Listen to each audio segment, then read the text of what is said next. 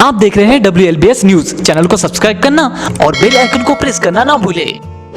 नमस्कार दोस्तों, जय भीम। मैं सुरेश आप सभी का एक बार फिर से स्वागत करता हूं। दोस्तों, इस समय है हम नागपुर में और नागपुर की दीक्षा भूमि यहां से कुछ ही दूरी पे है। बहरहाल हम नागलोक में हैं और आज इस नागलोक के बारे में हम आज आपको सब कुछ बताने वाले हैं कि आखिर नागलोक की स्थापना क्यों हुई और इसका क्या उद्देश्य है। इन सारे विषयों की आपको जानकारी देने वाले हैं। दोस्तों, मैं आपको बता दूं, ये बुद्धिस्ट प्रशिक्षण केंद्र भी है। यहाँ पर जो देश भर के जो भी छात्र हैं, जो SC ST OBC के या कहीं ना कहीं जो बुद्धिज़्म में भरोसा करते हैं, बुद्धिज़्म जानना चाहते हैं, समझना चाहते हैं, पढ़ना चाहते हैं, बुद्धिस्ट जो स्टडी है उसका कहीं ना कहीं उसकी ट्रेनिंग लेते हैं, प्रशिक्षण लेते हैं, पढ़ाई करते हैं, उन सारे विषयों की भी हम जानकारी लेंगे। तो आइए हम चलते हैं इसके जो परिसर है उसके अंदर, देखते हैं कि क्या क्या है।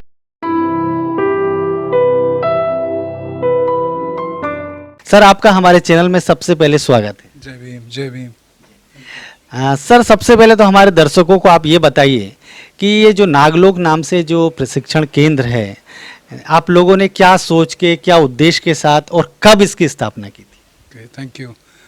असल में सुरेश जी, ये बड़ा प्रसिद्ध ऐसा एक स्थान बन गया है बौद्धों के लिए। तो ये संस्थान की जो निर्मित है, इसकी जो ये जगह आप देख रहे हैं, लगभग 14.5 एकड़ ज़मीन है।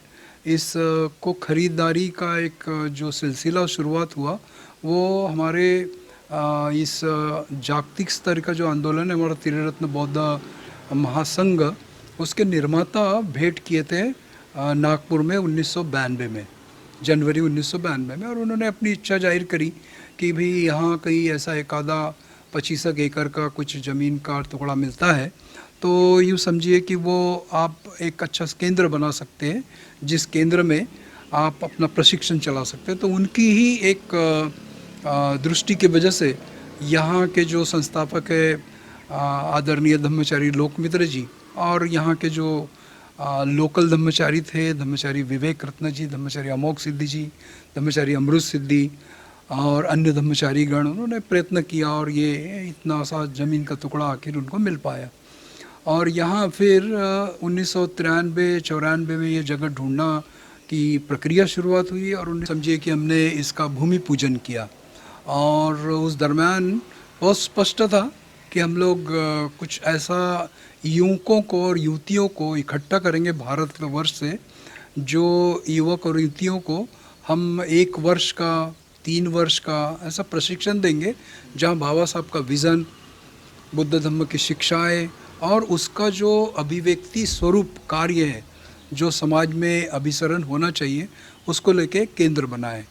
तो ये उद्देश्य ये था कि सारे भारत से युवक युवतियों को प्रशिक्षित करना, संपूर्ण भारत से धम्म कार्यकर्ताओं एवं उपासकों का नेटवर्क बनाना, और उसके बाद अन्य देशों के बौद्धों से मेलजोल करना और स्थानिक धम्म गतिविधियाँ चलाना। तो ये 4 जो हमारे एक उद्देश्य थे, उन उद्देश्य को पूर्ति के लिए केंद्र की निर्मित करी।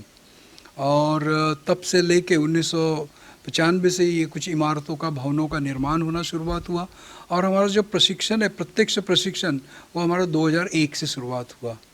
और उसके बाद से बहुत ही दो बुज़ुर्गों के साथ में ये प्रशिक्षण शुरू की हमने, जो रहिवासी के रूप में था। मगर हमारे पास में इतनी उस समय में इमारतें, भवन नहीं थी कि जहाँ हम बच्चों को इकट्ठा रख सकें। इसलिए हमने 2002 से फिर हमने हमारा ये केंद्र लगभग यूँ समझो कि 50 की संख्या में, आधी लड़कियाँ आधे लड़कों के संख्या में ये केंद्र की शुरुआत की हमने। और तब से लेके प्रशिक्षण आज तक शुरू है।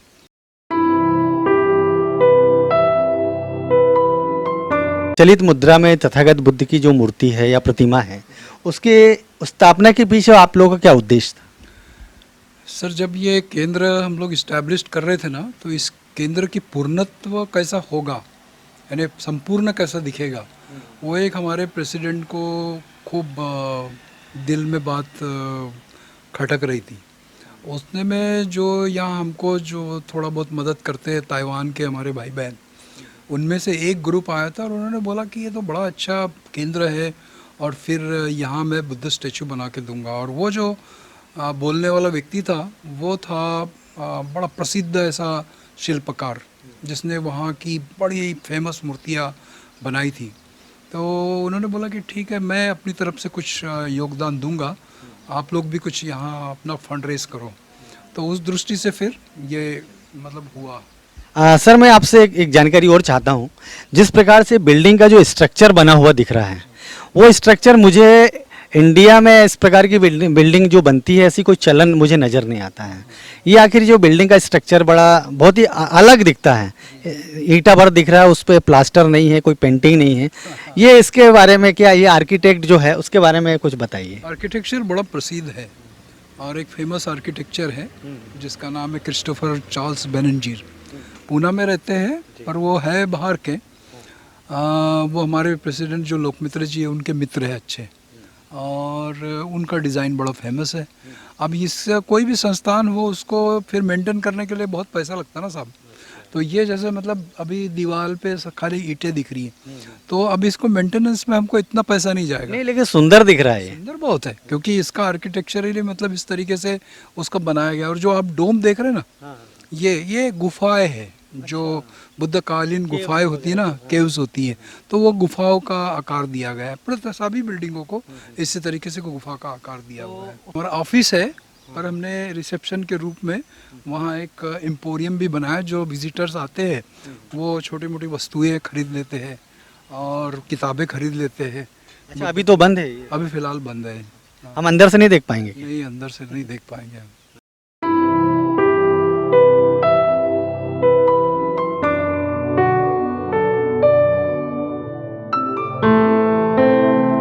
आपसे जानना चाहता हूँ कि जैसे आप बता रहे थे, ये जो भवन जो बना है, जिन लोगों ने इसे बनाया है, जो आर्किटेक्चर्स हैं, उन्हें कुछ इनाम या कुछ पारितोषिक मिला है? असल में वो बहुत फेमस है और उनको इनाम की कोई ज़रूरत नहीं, पर उनकी जो बिल्डिंग है उनका लोग बहुत पढ़ाई करते हैं।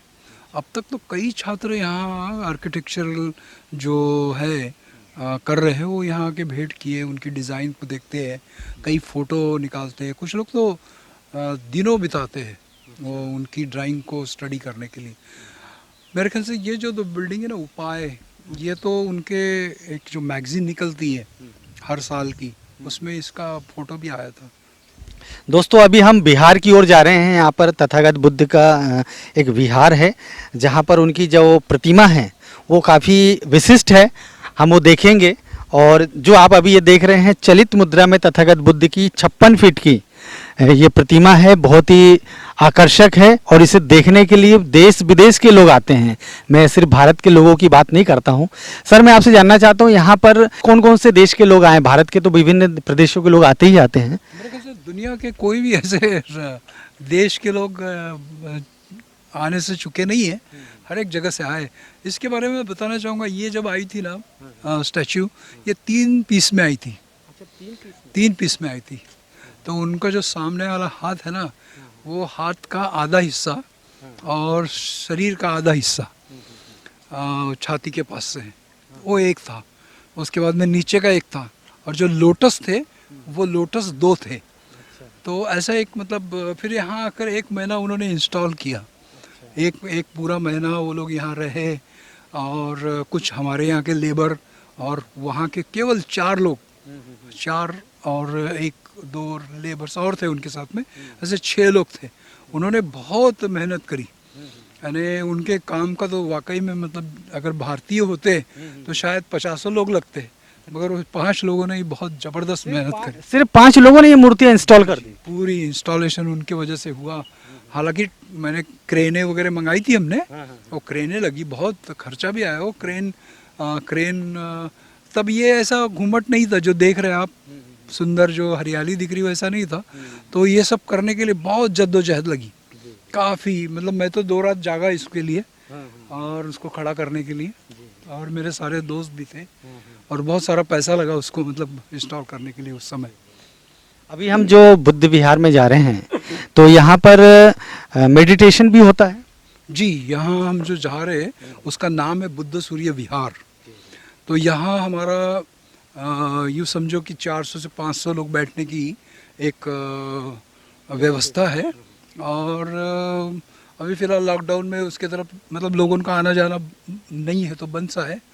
और वहाँ हम लोग ध्यान साधना पढ़ाते, प्रवचन होता है हर सप्ताह, सेमिनार्स होते पूरे इंटरनेशनल नेशनल लेवल पे।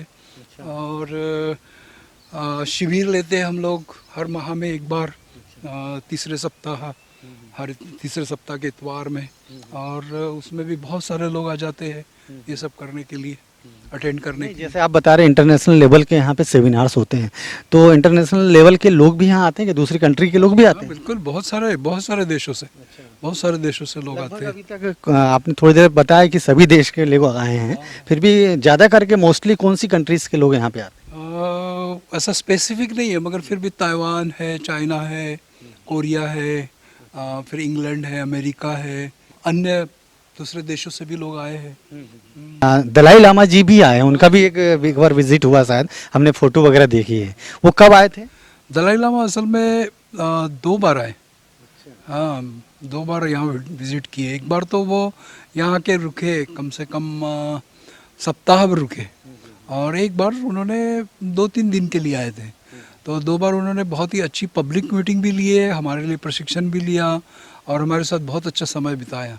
और एक और प्रसिद्ध व्यक्ति आए थे, उनका नाम था वियतनाम से थीक नाथ नान, तो वो भी आए, और उन्होंने तो चलत मेडिटेशन भी यहाँ पर करवाया। तो करीब करीब हजारों लोग उसमें पार्टिसिपेट हुए थे। तब इतना हमारा ये जो इतना ऑर्गेनाइज नहीं था ये प्लेस, बहुत सारी भवन बनने थे, रोड नहीं बने थे, तो उस समय उन्होंने आए। ऐसे बहुत सारे लोग, प्रसिद्ध लोग भी यहाँ आए दलाई लामा जी के अलावा। एक्चुअली 1997 के 12 अक्टूबर को इसका इनाग्रेशन हुआ, और आप जैसे बोर्ड पे देख रहे ब्रह्मचर्य लोकमित्र जी, वही हमारे इस प्रकल्प के प्रमुख हैं, और उनके इस मदद से पूरा योगदान हुआ है। इसके जो घूमट देख रहे हैं ना, ये ही मैं बता रहा था, ये है अजंता के। ये जो अजंता या जो भी होता है ना, अजंता है, एलोरा है, या फिर जो भी गुफाएं हैं, वो गुफाओं का ही ये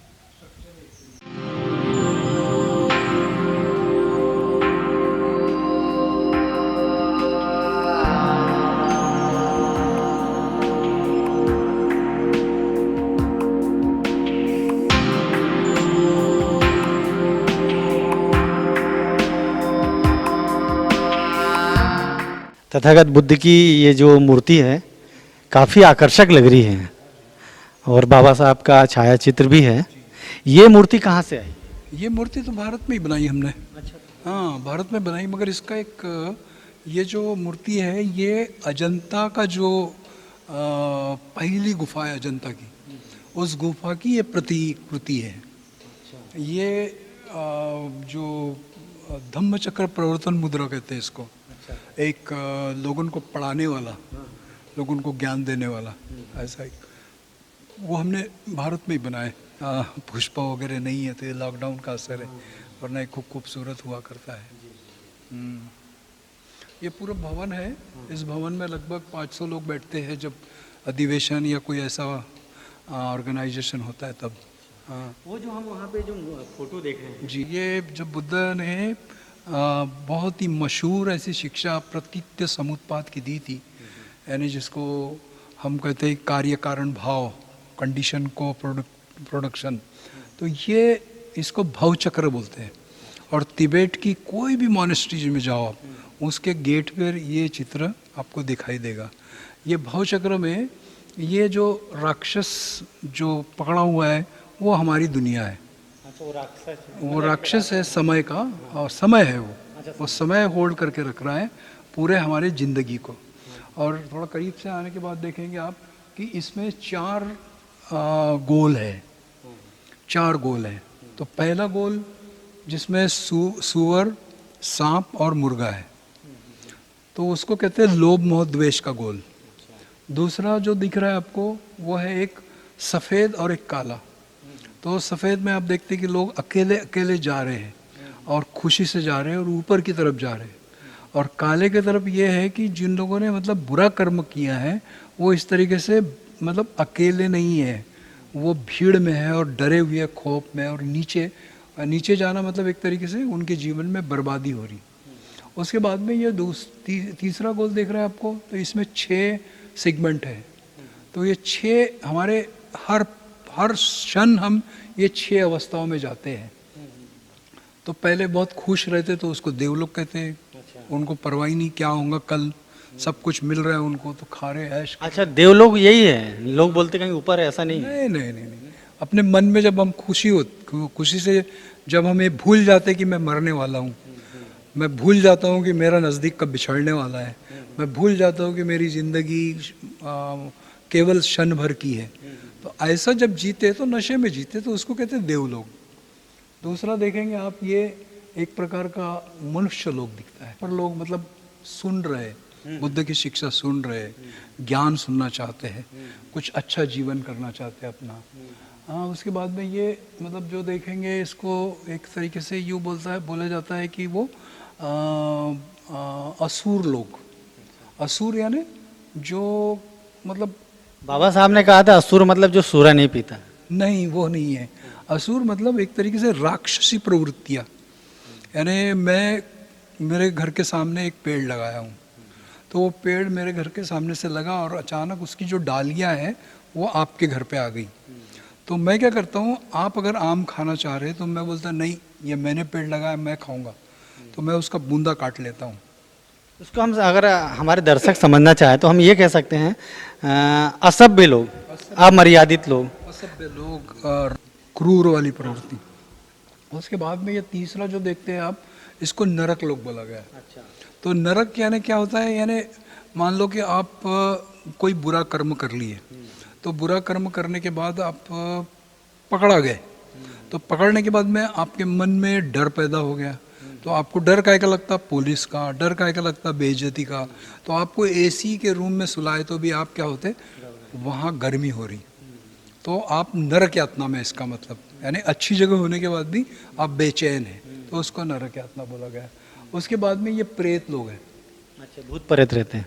हाँ, ये प्रेत यानी एक तरीके से डेड लोग, यानी बहुत सारे लोग ऐसे हैं ना अपने समाज में, अपनी मानसिक अवस्था ऐसी हो जाती है कि अपन देखते हैं कि खाओ पियो सो, ख़त्म हो गया दुनिया, हमको फिर इनको जीवन में कोई भी यानी उत्साह नहीं होता, कुछ नहीं होता।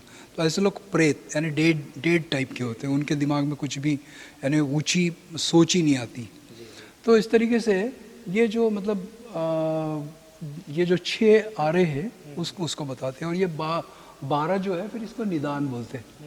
तो इसका निदान भी है इसमें। तो ये निदान यानी 12 बातें होती है जिससे पूरा जीवन हमारा बनता है। तो ये एक तरीके से भव चक्र बोलते हैं इसको। भव यानी निर्माण होने वाला चक्र, जो हर क्षण आपको आप बदलते रहते हैं।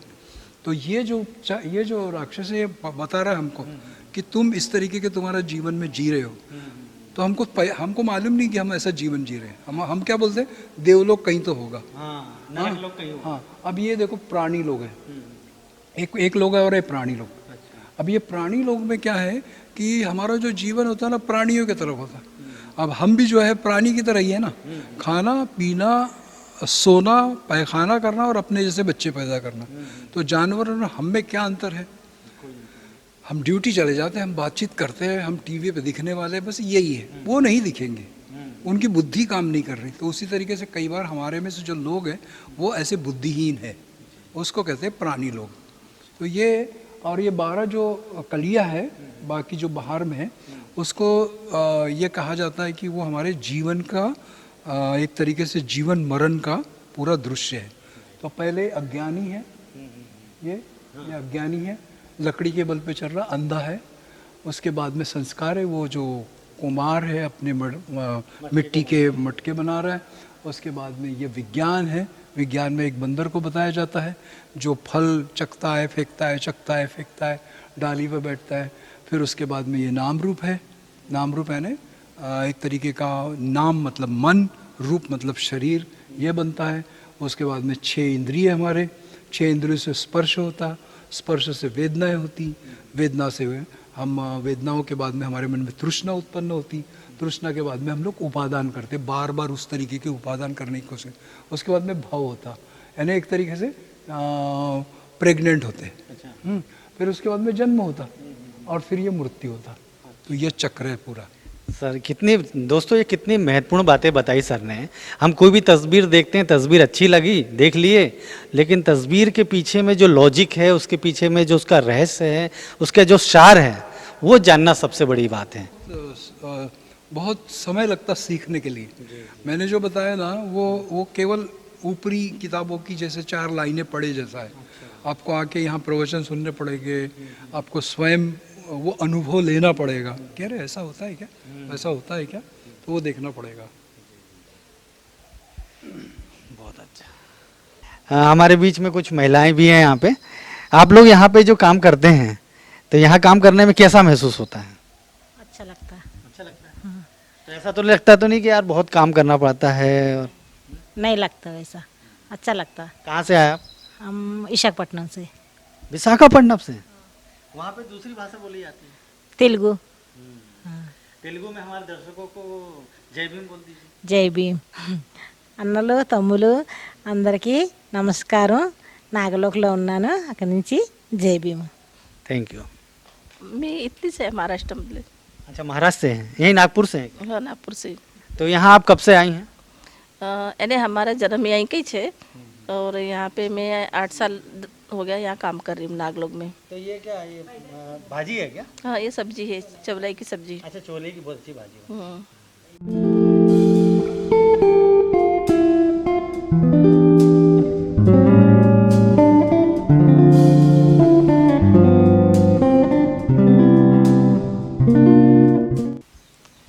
दोस्तों ये आप देख रहे हैं नागार्जुन ट्रेनिंग इंस्टीट्यूट। ये इसकी स्थापना आप देख सकते हैं यहाँ पर 1998 मार्च 1998 में इसमें दिखाया गया है कि इसकी स्थापना हुई थी। सर, जो इसकी स्थापना 1998 में हुई है, उसके बाद अभी तक लगभग कितने छात्र यहाँ पर पढ़ के गए जा चुके हैं? लगभग 1500 तो मेरे हिसाब से 1500 छात्र तो पढ़ कर गए यहाँ पर। और यहीं पर कॉलेज भी चलता है, यहीं पर प्रशिक्षण भी चलता है, और यहीं पर चाइनीज़ जो भाषा का प्रशिक्षण है वो भी यहीं पे देते हैं। अच्छा, चाइनीज़ भाषा। हाँ, हमारे 5 छात्र लगभग पिछले 3 साल से ताइवान में पढ़ाई कर रहे हैं। अच्छा, ताइवान में पढ़ाई कर रहे हैं। मैं जानना चाहता हूँ, जैसे आपने बताया कि ताइवान में भी काफ़ी बच्चे आपके यहाँ से गए हैं, आपने ऑस्ट्रेलिया का भी साथ बताया था मुझे। ऑस्ट्रेलिया में एक बच्ची है हमारी। असल में ऑस्ट्रेलिया तो वो लड़की अपने आप गई है, क्योंकि उसने एमए किया और उसके बाद में उसने एमएसडब्ल्यू किया अपने Tata institute of social science में। उसके बाद उसका पीएचडी के लिए जब नंबर लगा तो उस वजह से गई। और मगर 5 जो छात्र हैं वो बीए और एमए करने के लिए ताइवान में गए हैं। और मेरे ख्याल से जो भी अगर यहाँ से पढ़ता है चाइनीज़, तो उनको भी मौका बनता है, वो लोग जा सकते हैं वहाँ पढ़ने के लिए। दोस्तों, आप ये जो बिल्डिंग देख रहे हैं, यही है यहाँ पर आवासीय जो छात्र यहाँ रहते हैं। शायद ये गर्ल्स हॉस्टल। सर, ये गर्ल्स हॉस्टल है क्या? ये गर्ल्स हॉस्टल है, इसका नाम है गृध्रकूट। ये केवल लड़कियों के लिए समर्पित ऐसा छात्रावास बना गया है। यहाँ 80 से 100 लड़कियाँ रुकने के लिए व्यवस्था की है। तो वो लोग यहीं रहते हैं, फिर उनके नीचे में फ्लोर है, वहाँ खेलते हैं। मेडिटेशन हॉल है बहुत ही सुंदर, वहाँ ध्यान साधना करती है।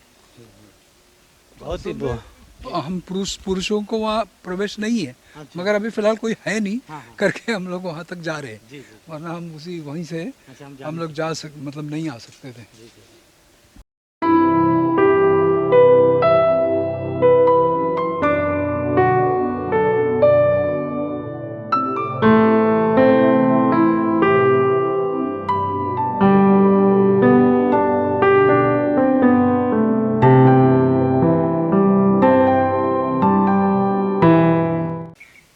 यहाँ इस केंद्र में थोड़ी सी एक और बहुत सेंसिटिव बात हम लोग करते हैं, जिसको कहा गया है कि सिंगल सेक्स प्रिंसिपल।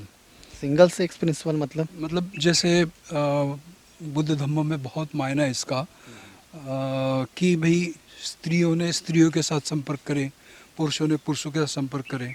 तो यहाँ जानबूझ के इसलिए किया जाता है कि ये जो लड़कियाँ हमारे यहाँ आती हैं वो 18 एज की और उससे थोड़ा बहुत ऊपर होती है।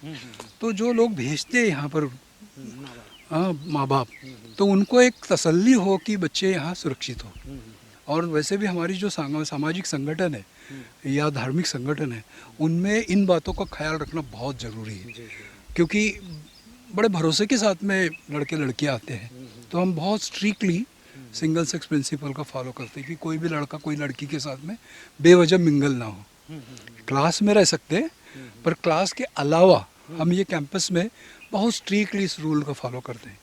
इवन हमारे जो प्रशिक्षक है वो भी स्त्रियों से संपर्क करने में दूरी बनाते हैं। अच्छा, उनके ज़्यादा संपर्क में नहीं रहते। हाँ, ज़्यादा संपर्क में नहीं ज़्यादा संपर्क में नहीं रहते। उनके प्रॉब्लम महिलाओं के प्रॉब्लम महिला सुलझाती है, पुरुषों के प्रॉब्लम पुरुष सुलझाते हैं। बुद्धिज्म में कोई हार्ड एंड फास्ट नहीं है, तुमको प्रशिक्षण लेकर ट्रेन होना है। और कोई भी आदमी दावा नहीं कर सकता यहाँ पर कि मैं यहाँ इस चीज़ में परफेक्ट हुआ हूँ, इस चीज़ में परफेक्ट हुआ हूँ, क्योंकि मन हमारा परिवर्तनशील है। अभी हम लोग एक चीज़ को करते हैं और उसके बाद में दूसरी चीज़ हो जाती है, तो हम प्रशिक्षण ले रहे मन को परिवर्तन करने का। इसलिए हमारा ज़्यादा जोर है, बाबा साहब ने जो सद्धम्म में तीसरा जो अधम्मा धम्मा और सद्धम्म में लिखा है कि मन की मलिनता दूर करना और मन को पवित्र बनाना और धम्म राज्य निर्माण करना, यही बात पर हम लोग ज़्यादा फोकस करते हैं कि मन सुसंस्कारित करना। और मन को सुसंस्कृत करने के लिए ध्यान साधना से बढ़कर कोई चीज़ नहीं। साधना और शील, ये दो चीज़ों पर हम ज़्यादा जोर देते हैं। अच्छा, जैसा कि बाबा साहब ने प्रबुद्ध भारत की जो कल्पना की थी, तो मेरे ख्याल से आप लोग उसी पथ पे चल रहे हैं, उसी उद्देश्य को लेकर काम कर रहे हैं। हाँ, पूरी तरह से बाबा साहब के ही पूरे संपूर्ण विज़न पर हम लोग काम कर रहे हैं। जातिविहीन समाज बनाना, जातिविहीन समाज बनाना मतलब प्रबुद्ध भारत बनाना, क्योंकि जहाँ जाति ही खत्म हो गई वहाँ प्रबुद्ध हो गया। तो मुद्दा ये है कि अपना पूरा भारत जाति की इस जंजाल में इतना बुरी तरह लिप्त है, उसमें से लोगों को आज़ाद करना। सर, ये जो बिल्डिंग दिख रही है सामने, क्या है वहाँ? ये हमारी दोनों एक तरीके की धर्मशालाएं हैं। अच्छा। जहाँ मतलब हम जो लोग घूमने आते हैं या जो लोग ठहरने की इच्छा रखते हैं वो आके यहाँ ठहर सकते हैं।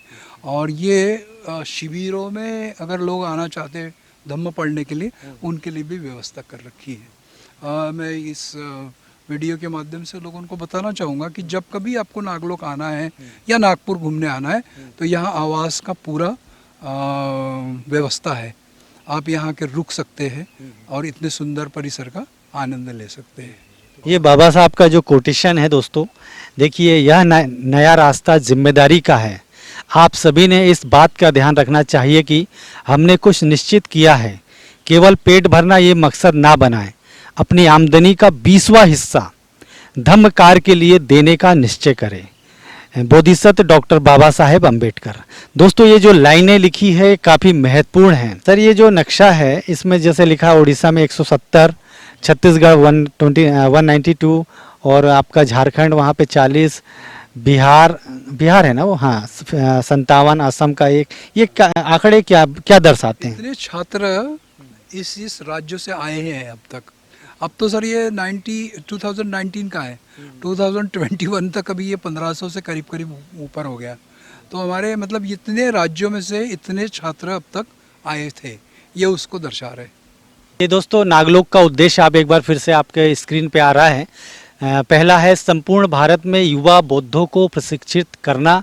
दूसरा है संपूर्ण भारत में धम्म कार्यकर्ताओं एवं उपासकों का नेटवर्क विकसित करना। और तीसरा अन्य देशों के बौद्धों से मेल जोल करना। और चौथा है स्थानिक मतलब जो स्थानीय धम्म गतिविधियां चलाना, जो स्थानीय स्तर पे जो धम्म की गतिविधियां वो चलाना। ये इनके 4 ऐसे ऑब्जेक्टिव है, उस पर ये काम। ये बता रहे हैं कि मेरा जो लोगों का कहना है ना कि स्वतंत्र, समता और बंधुता, ये उन्होंने ये जो तत्व ज्ञान है फ्रेज राज्य क्रांति से लिया है। वो कहते हैं कि मैंने नहीं लिया, ये मैंने मेरे गुरु बुद्ध उनकी शिक्षा से मेरा सामाजिक तत्व ज्ञान विकसित किया है, जो स्वतंत्र, समता और बंधुता को घोषित करता है या निर्धारित करता है। दोस्तों, ये बात आप समझिए, कई लोग प्रचारित करते हैं कि बाबा साहब ने जो संविधान में भी समता, स्वतंत्रता, बंधुत्व की जो बातें रखी है वो दूसरी कंट्री के संविधान में है, वहाँ से उन्होंने लेकर लिया है। लेकिन ये बाबा साहब खुद क्या कह रहे हैं आप देख सकते हैं। वो कह रहे हैं, निश्चित ही मेरा सामाजिक तत्वज्ञान 3 शब्दों में कहा जा सकता है, स्वतंत्रता, समता और बंधुत्वता। किसी को भी यह कहने की जरूरत नहीं कि मैंने मेरा तत्वज्ञान फ्रेंच राजक्रांति से लिया है। निश्चित ही मैंने नहीं लिया। मैंने मेरे गुरु बुद्ध उनकी शिक्षा से मेरा सामाजिक तत्वज्ञान विकसित किया है।